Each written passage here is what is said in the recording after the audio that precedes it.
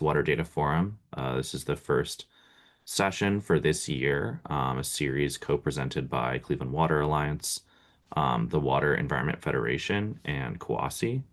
Um, Generally, this session or this series is focused on demystifying topics in water data, addressing a variety of different um, topics just through the lens of water and data. And today's session is going to be focused on cybersecurity in small and rural water systems.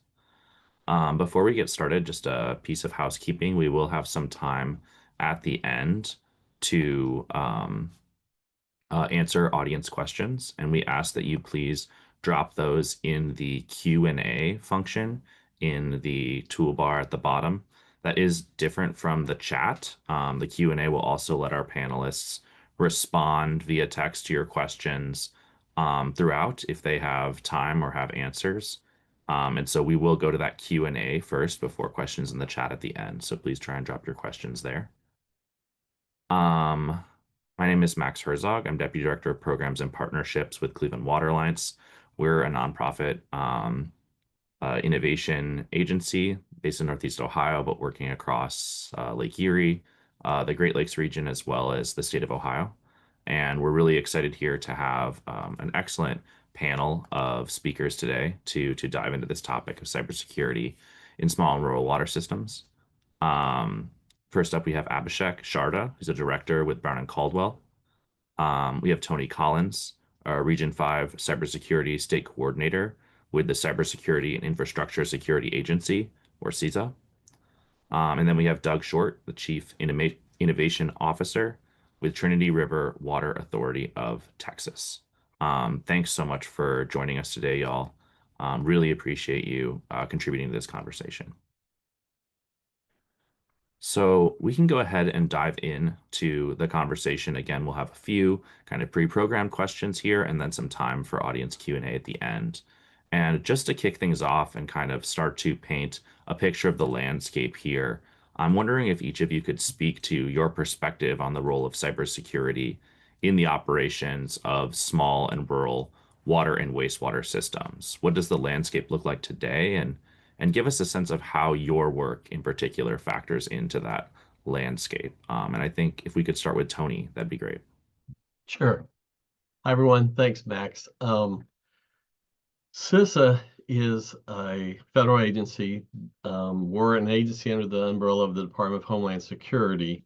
We were the newest agency for the federal government. We were established in 2018, and we fit into the proactive side of cybersecurity for the most part. We do deal with some incident response and that kind of stuff as well. We can help with that, but predominantly we're focused on proactive cybersecurity. Our job, my role, my mission is I work in the field, as we call it, or the integrated operations division of CISA. And we have both cybersecurity and physical security advisors throughout the country that work with organizations, both private and public, across all areas of critical infrastructure. So related to this topic with water, we work with organizations both on their IT cybersecurity and their OT cybersecurity. On the threat landscape, no one's safe. If you're connected in any way to the internet, you're at risk. Whether it's nation state actors or cyber criminals, they all want your information. They all have different reasons for wanting to attack you, but you are a target. So it's important to be proactive in your cybersecurity. The best defenses is the objective is to keep them out of your environment. You want to fight that outside your environment as opposed to fighting it inside your environment. It's a whole different, there's a no-win situation. There's cybersecurity, being proactive, I can't say enough about it. That's where you should spend your money. There is no perfect cybersecurity, so we do need to plan for issues that could happen, but being proactive is key. So from a CISA standpoint, we again, we are a federal government agency, but I want to point this out to you.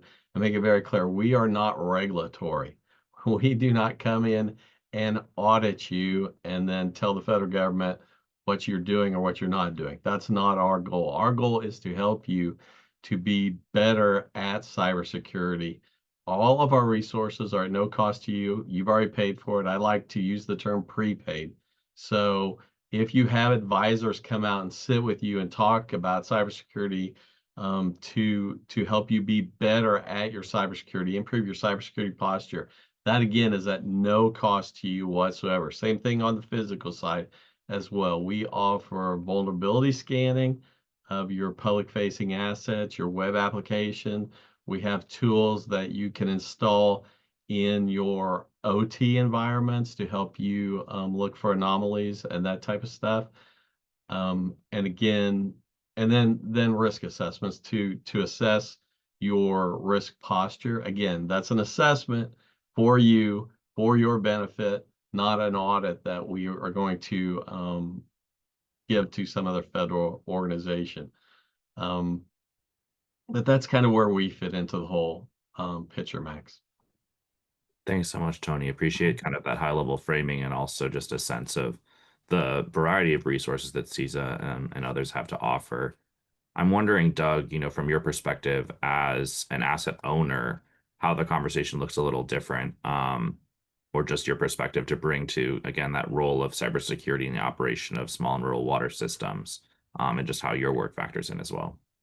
Sure, absolutely. So, as you mentioned, at Trinity River Authority, we own and operate our own water wastewater treatment facilities.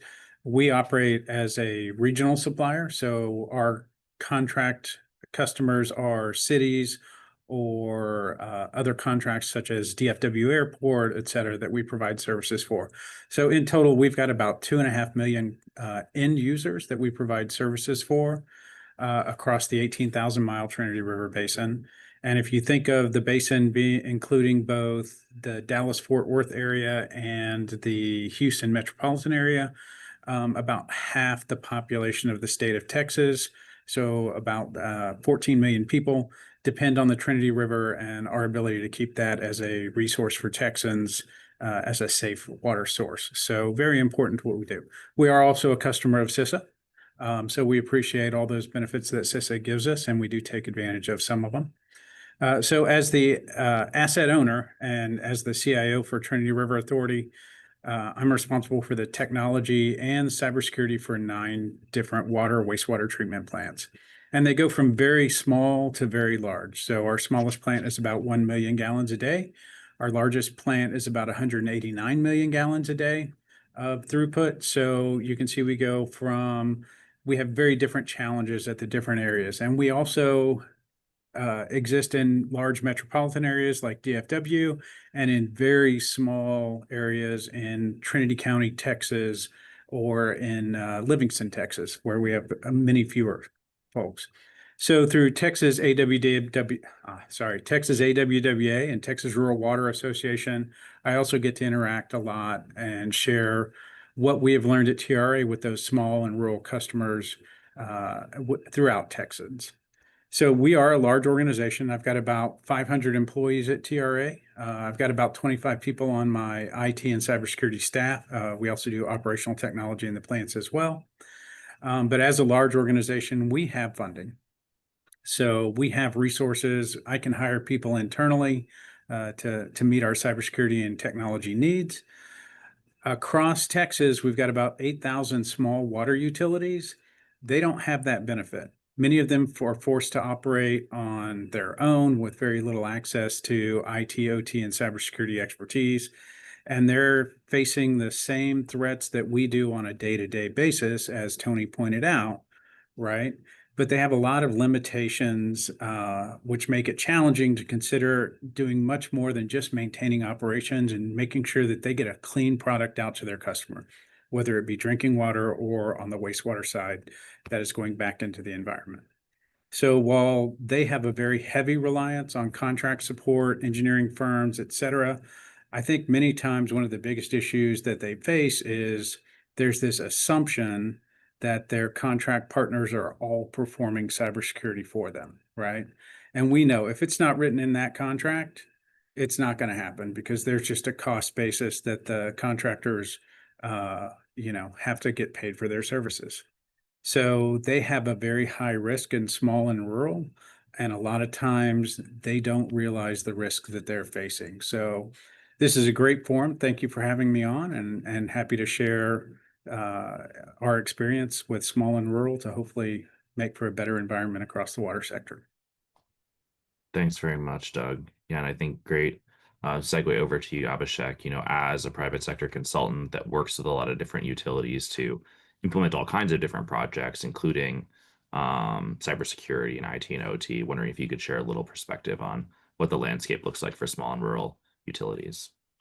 Yeah, thank you, Max. And great segue. We kind of at Brown and Caldwell, as an environmental engineering firm, we kind of act as the bridge, right?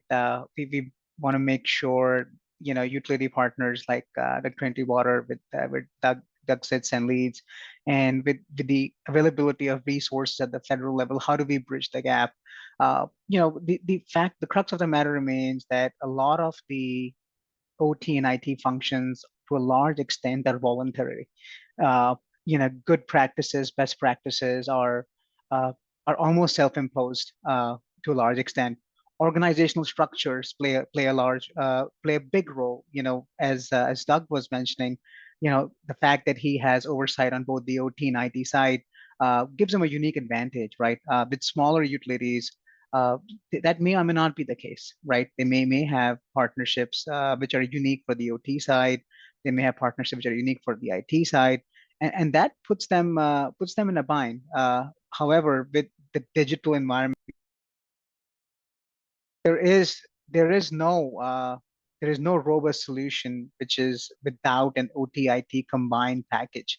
One of the practices at Brown and Caldwell as an environmental engineering firm is, we don't put the onus on the owners. We do what is called a secure by design. More and more engineering practices are leading towards that direction, which is let cybersecurity not be an afterthought.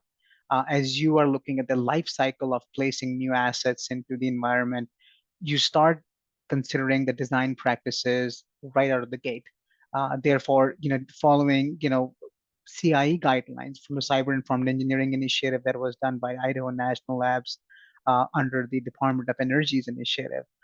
There's robust guidance that is available that small and rural utilities have access to, but always the question remains is where do you start from?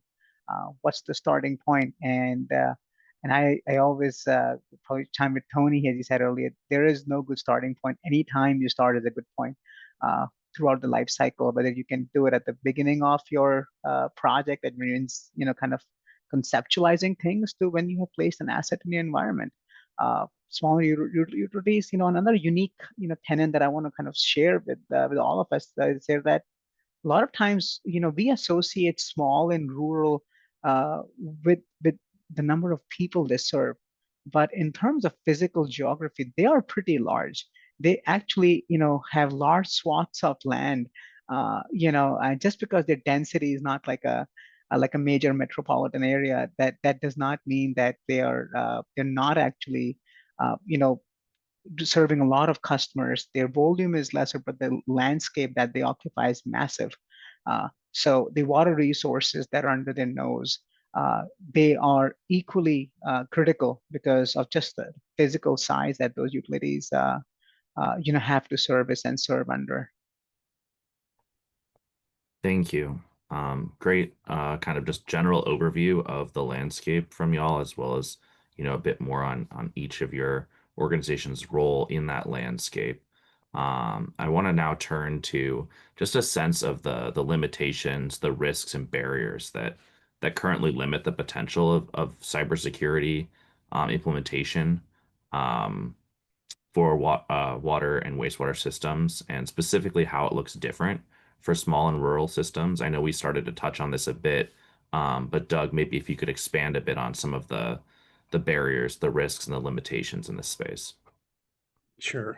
Thanks, Max. So, I've only been in the water industry for about 11 years now, right? So here in Texas, that's a very junior person. We've got people that have been in the industry 30, 40, 50 years. that are kind of running a lot of our facilities. And when I got here 11 years ago, I was hired in mainly because of a cybersecurity background that I had. And I've started doing a lot of speaking, but as I go out, there's still this mindset out there, especially among some of the smaller and rural facilities, that we're too small and we wouldn't be a target. I mean, I know Tony could tell you 1,000 stories about how small and rural is not really a consideration, right? So you may not be targeted by a nation state actor, but you will be targeted by those people who would want to ransomware your facilities just for money or for criminal activity. And you can be a target of opportunity as well, right? Which is if somebody's out there and does a showdown or a census scan and sees that your assets are out there connected to the internet and available, then they can easily target you. And in the nation state side of things, they may just want to hold that access, learn from your systems, how systems in the water sector work, et cetera. Or they may want to just sit there in case at some point they ever want to cause a disruption to the United States and have us focus on something other than what they want to accomplish elsewhere in the world. So that actual mindset, which we still run into today, is really a high risk. And it leads to a lot of times people ignoring vulnerabilities that they have within their systems, right? So we're seeing a much larger frequency of attacks. We're seeing nation state attacks focus on the water sector more today than they had in the past. And as Abhishek mentioned earlier, just from, especially here in Texas, right? So some of our small and rural water systems are very spread out. You have to have remote access to be able to facilitate the operation of your systems, right? And that brings up additional vulnerabilities. And when those utilities that are small and rural have basically no IT, OT, or cybersecurity expertise, it's very hard for them to prioritize within the contracting process or within the funding process with their boards, their city councils, and their leadership, the expense of cybersecurity. So it's hard for them to if you don't have a good understanding of cybersecurity, how do you justify to your board the expense of that going forward? So that's one of the things that I think is very important. And people like Tony and Abhishek, if you have good vendors and good contractors, they can definitely help you with that, right? You don't have to know it all yourself. So if you aren't able to then get the funding, et cetera, then you're going to have vulnerabilities within your system. And those vulnerabilities, in the worst case, could just lead to interruption of service for your customers.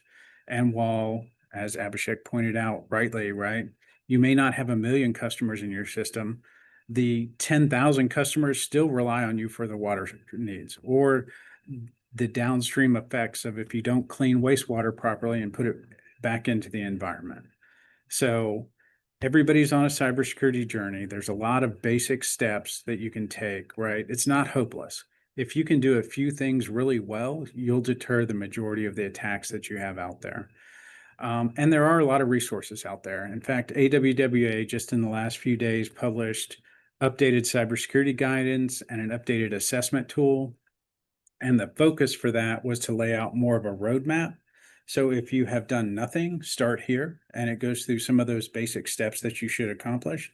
And then there's a phase 2, which builds on that, and a phase 3, which builds on that as you go down that maturity journey throughout there.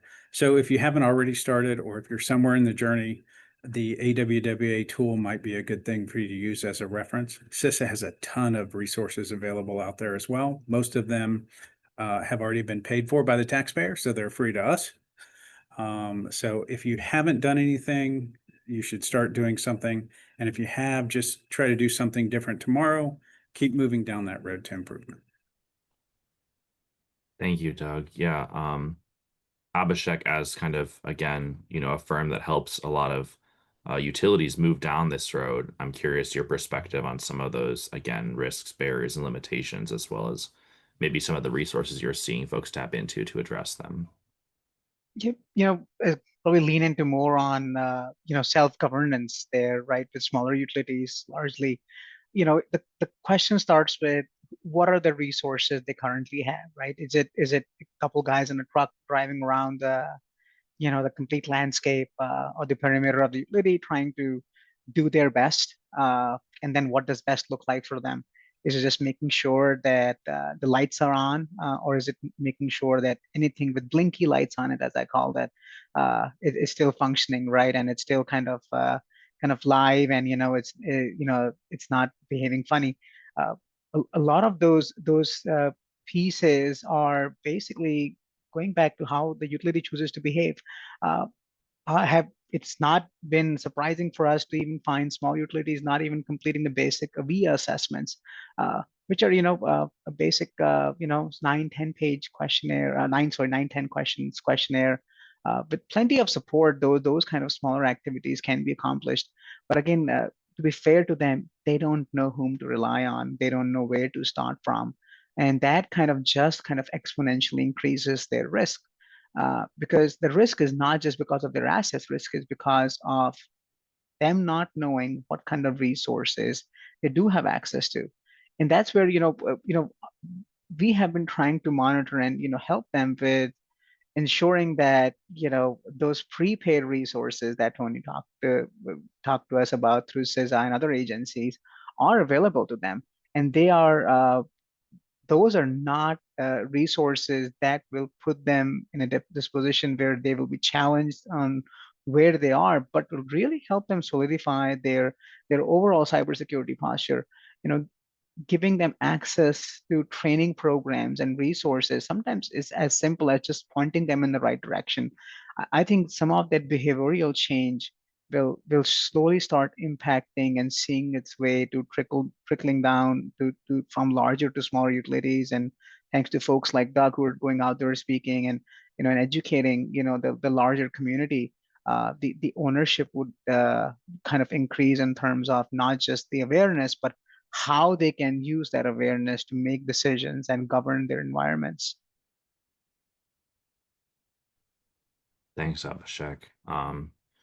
Really helpful, and I think painting the picture again of some of the roadblocks, stumbling points, but also the fact that there are so many resources available, and sometimes it's just bridging that gap of awareness and capacity to engage. I want to turn now to our last question, but before diving in, I want to remind our audience that if you do have questions that come up for you throughout this conversation, please feel free to be dropping them in the Q&A section as we go. We will have some time at the end to address them, so please do feel free to drop those questions in. So just for our last, curated question here, I'm curious, for you all, what do you see as the future of cybersecurity in small and rural water systems? What could, for example, successful scaled implementation of this technology look like, and then what could it enable? But also, what negative outcomes could materialize if risks are not adequately addressed? I know we started to touch on this, but just to develop that out a little more, Abhishek, I think we can start with you here. Yep.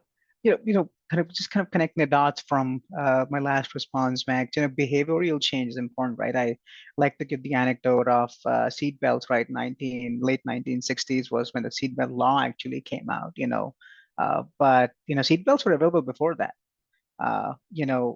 Now, most of us don't even think twice before we strap on our seat belts when we hop in the car. It's a behavioral change, right? I think that's what we need for all of us in the water community, is to start looking at our assets throughout their life cycle, from the time we think about them to the time we deploy them, to the time we actually start, putting them in service, and then how we maintain them, and to the end of the life cycle, which is like how do we, unplug them from our environment and update them or upgrade them. It's a full 360 circle that needs to be managed, and that's a behavioral change. Another carrot that a lot of the states, for example, the state of Idaho's DEQ is giving a higher SRF scoring, which is state revolving fund scoring, to you know projects and partnerships which actually have CIE, cyber informed engineering, baked into their designs. Now that's a great carrot, right? So if you want to get funding for your program or your project, you know, that's a good lever to pull, right? There's an economic lever. That's a huge advantage if you have done good cybersecurity, design practices into your projects. That's huge, right? I mean, that helps you put a higher ranking, make sure your funding is there. So while those things are all kind of happening, eventually it'll come down to how we change the behavior, and these are all components or ideas which will help change the behavior, being whether that's financial levers or whether that's imposing regulatory requirements, right? So as small utilities go back to renewing their licenses, AWWA is going to go back and say, hey, we need you to fit this AWIA assessment and look at your cybersecurity posture, make us aware so that future programs can be put into place which actually help them move in the right direction on their maturity curve. But the whole goal is we've all got to start somewhere. Yeah, absolutely. And I love too that idea of, and it sounds like what the state of Idaho is doing of incorporating cyber requirements into funding. It sort of takes that same approach of, encouraging utilities to incorporate cyber into their RFPs so that the consulting companies are required to incorporate that element, but taking it up to that next level of requiring utilities to build that in to access the funding that they need. Um, Tony, I'd love to get your thoughts. Again, really having this high level view of the cybersecurity state of the sector in the US. What do you see as the future here, and where are we headed? Oh, the scary part, right? So the future's here. Welcome to the future. So Doug touched on this a little bit, but we have an article, white paper that you can go to CISA.gov and download. It's very good on Volt Typhoon. Volt Typhoon is the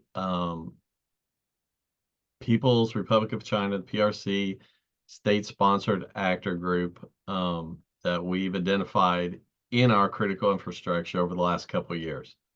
So they are setting a persistence within our environments, the communications, the water sector, the internet sector. I guess that would fall under communications, but why? Right? They're not doing ransomware. They're not stealing secrets. Their intent is to set that persistence, as Doug mentioned earlier, so that if they ever need it, they've got it. They've got that foothold if they ever need it. This is very similar to the last two events that happened between Russia and the Ukraine started with this same type of activity. The Russians got into the Ukrainian infrastructure and basically shut down the power before they attacked.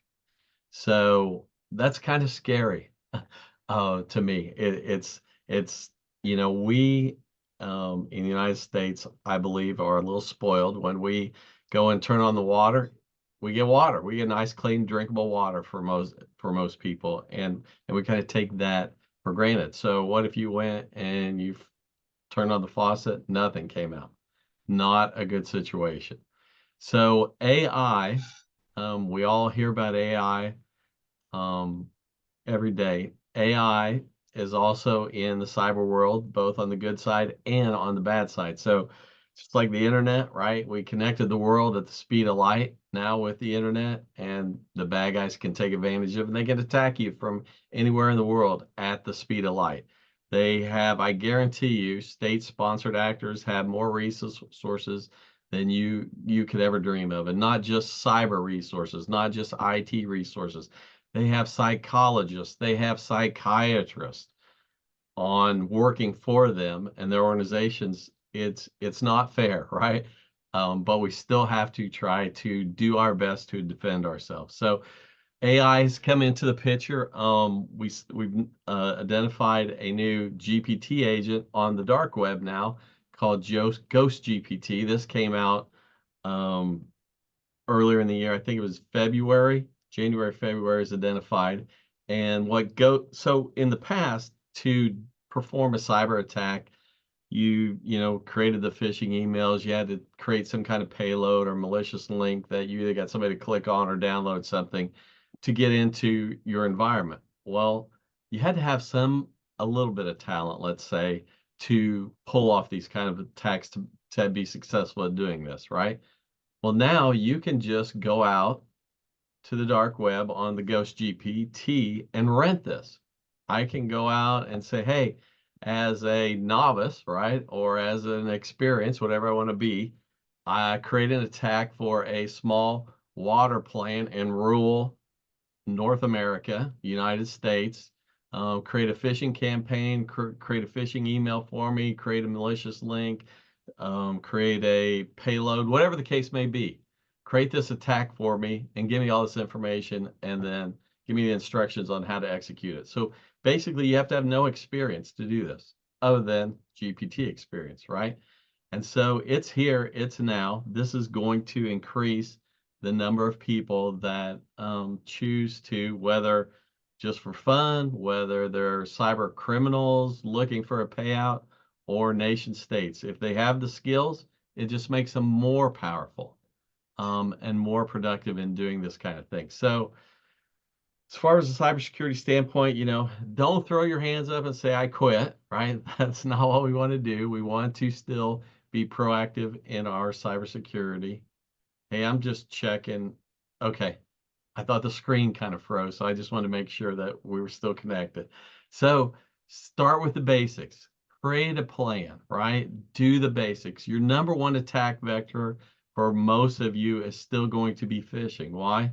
Because it works. 90% of all breaches in the IT environment start with a phishing campaign, right? People still click on links.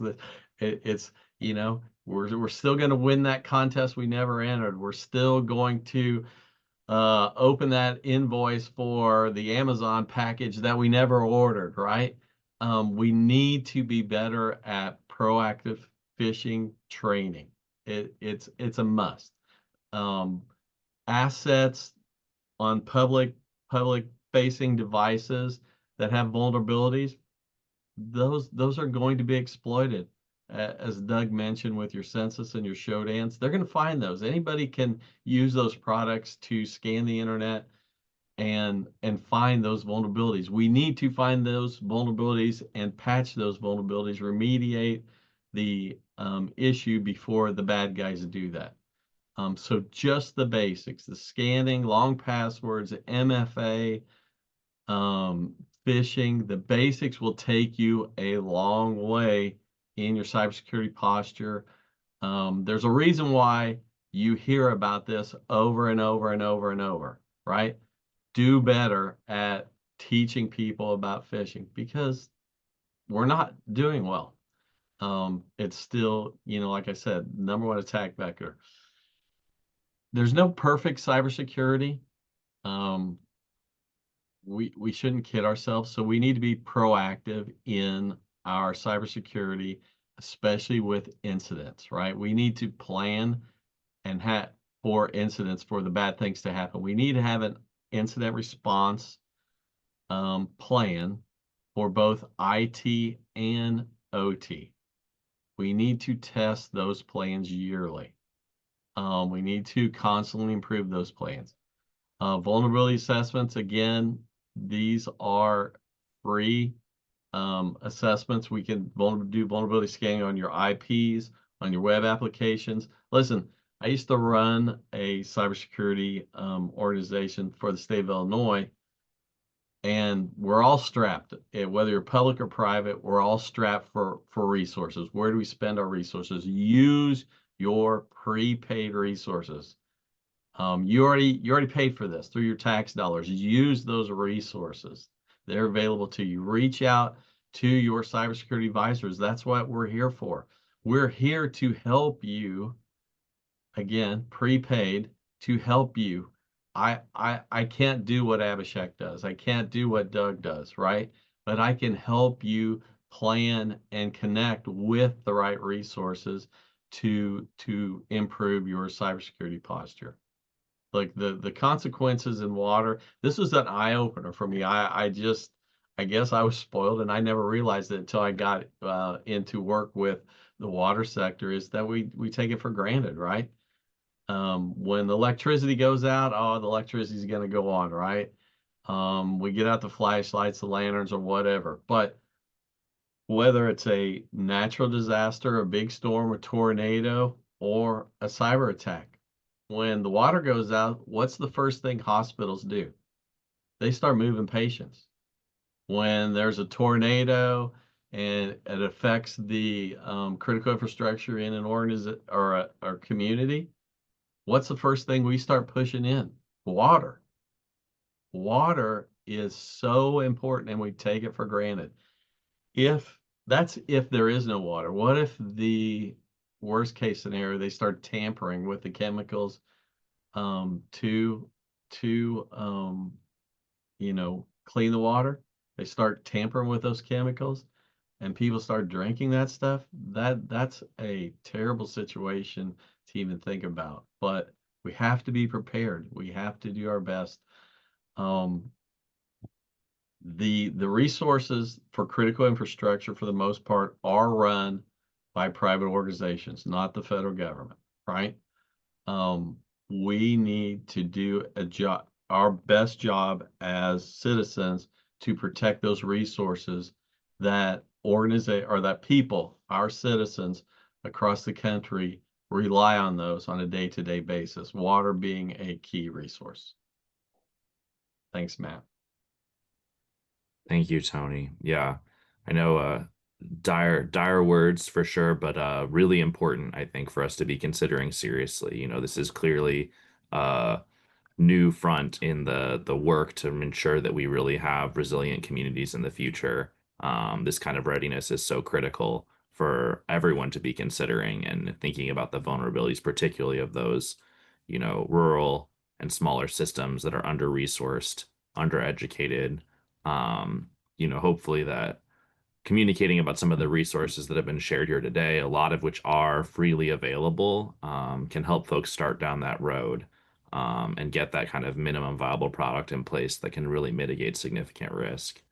Thanks again so much to our panelists for this conversation. We do have a couple of questions here in the Q&A and encourage other folks to drop more if they do have some. First up from Mark, he's curious, how do we strike a balance between the benefits of sharing data among water utilities to learn from each other and work better together with the need to maintain data security? I wonder, maybe Doug, managing multiple plants, if you might have some perspective on that, but then happy to have other folks jump in as well if you have thoughts.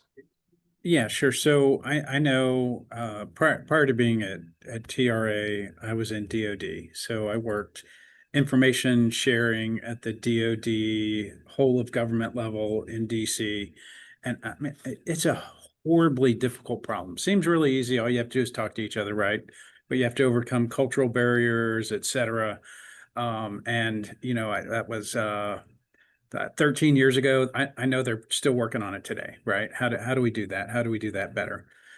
There's a lot of things that the government has put in place. I mean, you have protected reporting. You can report to CISA. All those reports would be anonymized. You can report to the Water ISAC if something happens. Those reports are anonymized unless you want to make them public. At many of our conferences now, I think we're overcoming some of those cultural barriers. So we'll see people who get up and will actually share many of the details of how an attack happened to their utility and how they were able to respond, what was effective, what wasn't effective, what they wish they would have done earlier, what they wish they would have done later. So I think the community itself is opening up, which is great. But you have to overcome that fear first, right? So as an asset owner, I have to make sure that if I call Tony for help, that Tony, the next thing, I'm not going to be on 60 Minutes, right? Sitting there trying to answer questions or pulled up for a press conference somewhere else because all of the details were given out. And there are safeguards in place. There's critical infrastructure information protection.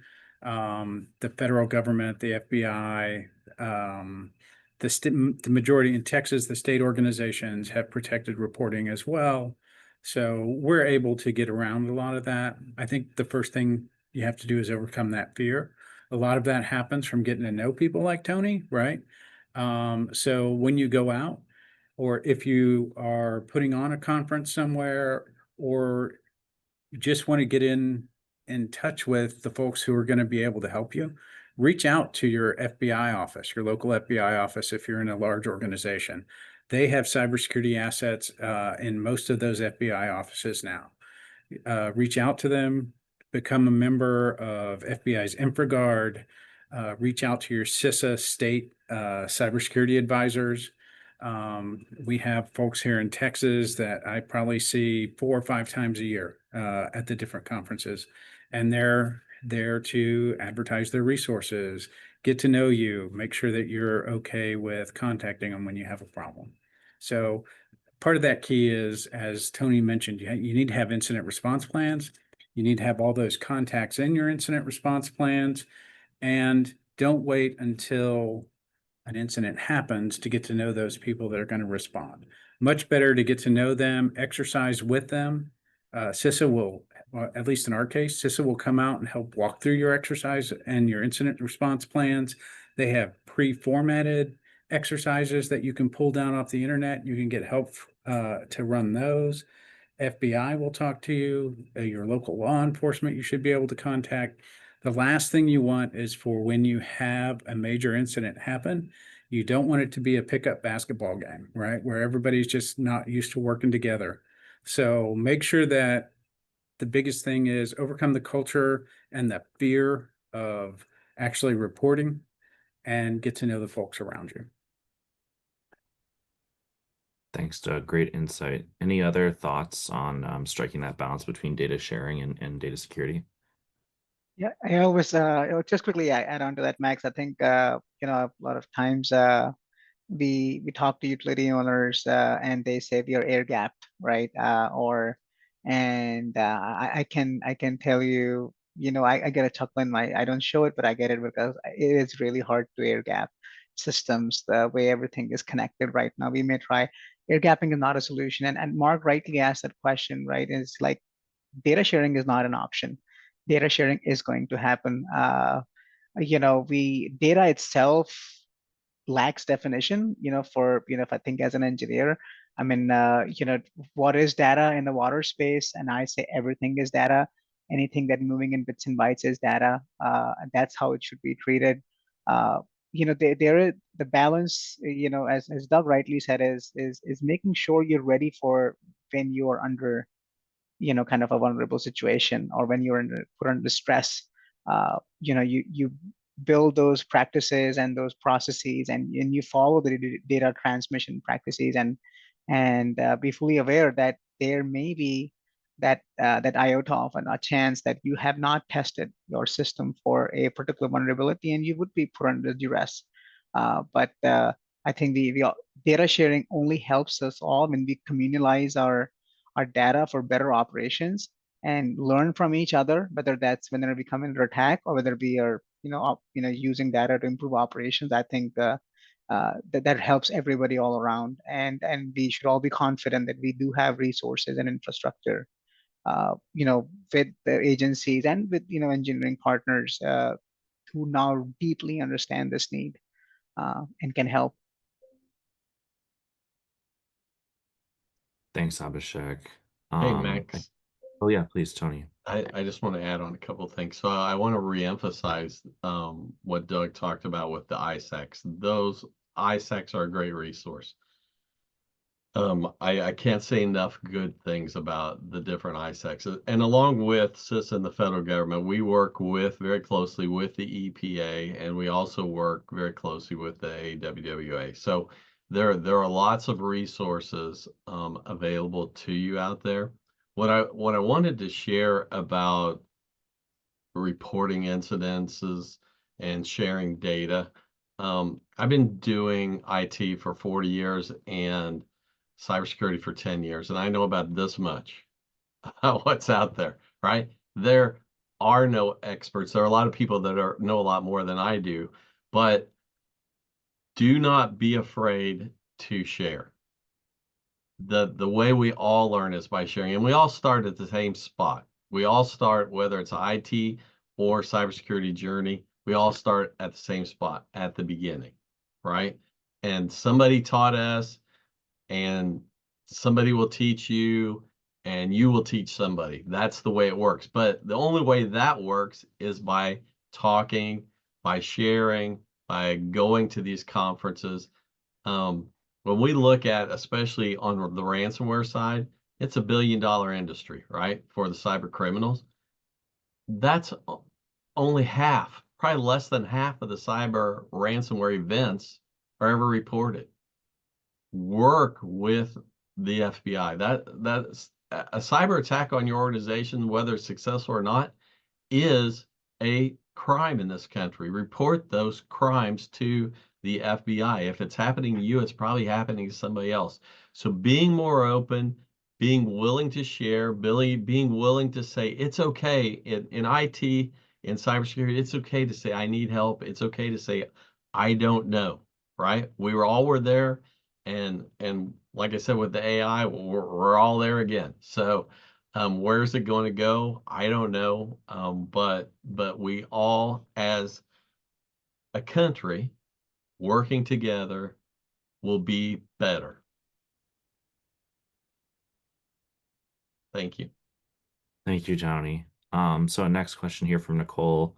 It feels like we're on a collision course with increasing cybersecurity needs while our current water workforce prepares to retire. What are your thoughts on training the water workforce of the future so that they come to work on day one understanding cybersecurity needs? Anyone have thoughts on that? I can quickly, share, some of the things that are already ongoing.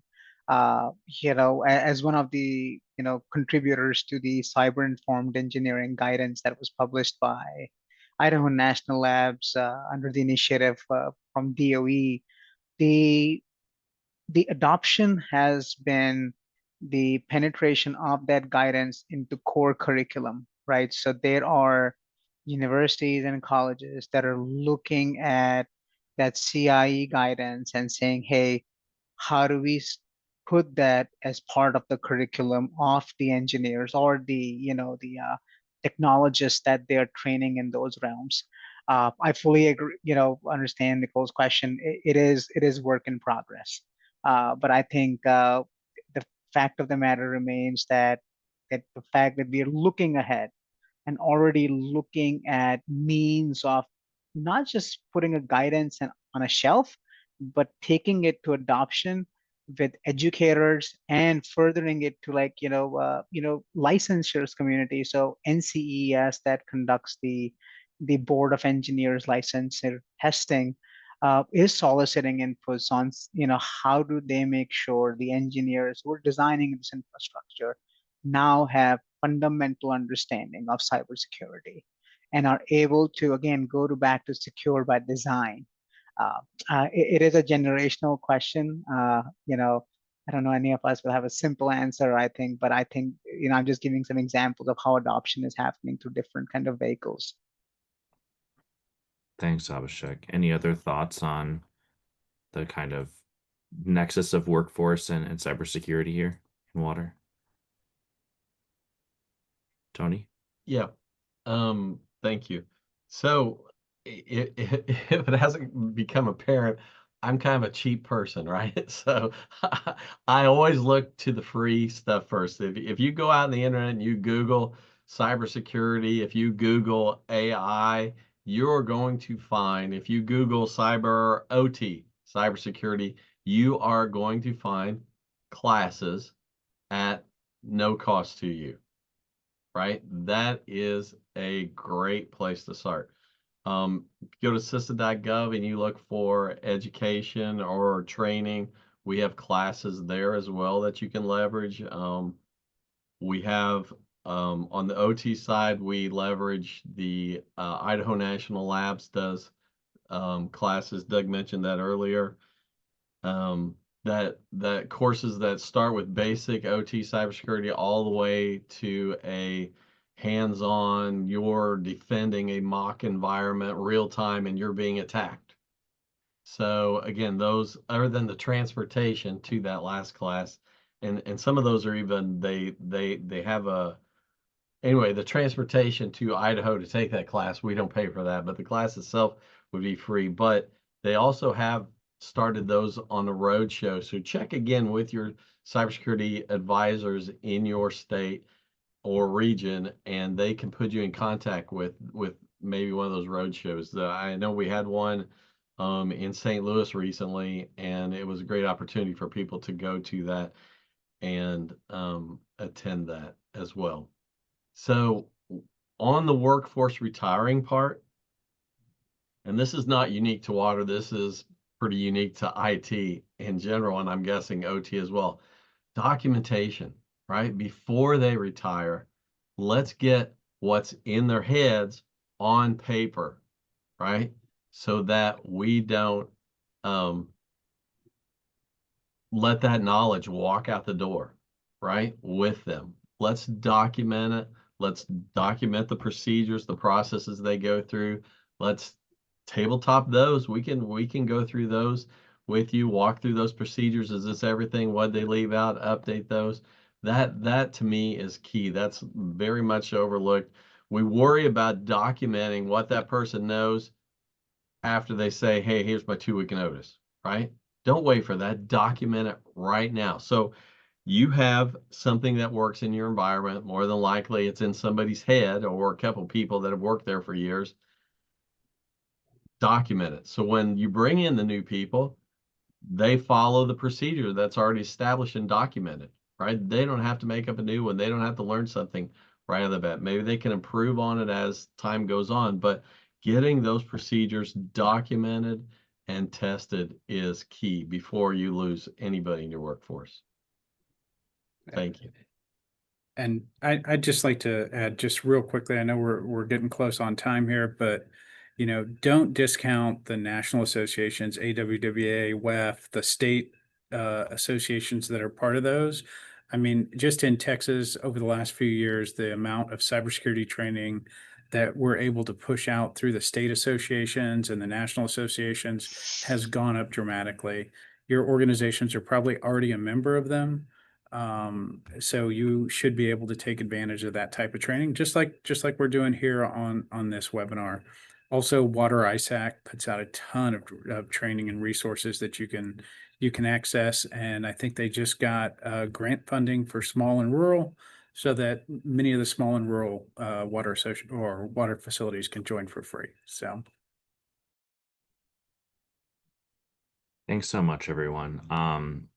As mentioned, we are getting towards the end of time, so I think, well, we do have one question that might be pretty quick, and I think you've maybe touched on this already, Tony. John asked if CISA specifically has training for utility staff to help with phishing threats. Is that the case?